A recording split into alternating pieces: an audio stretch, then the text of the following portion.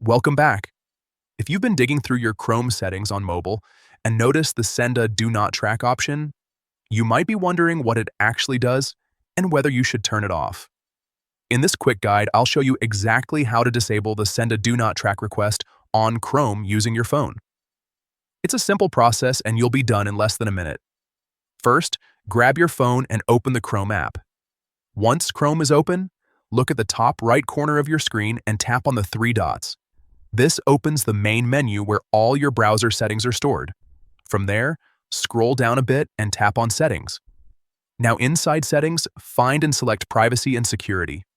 This section controls how Chrome handles your data and browsing activity. Next, tap on Add Privacy.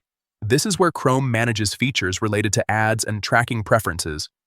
Once you're in Add Privacy, look for the option that says Send a Do Not Track request. Tap on it, and you'll see a toggle switch.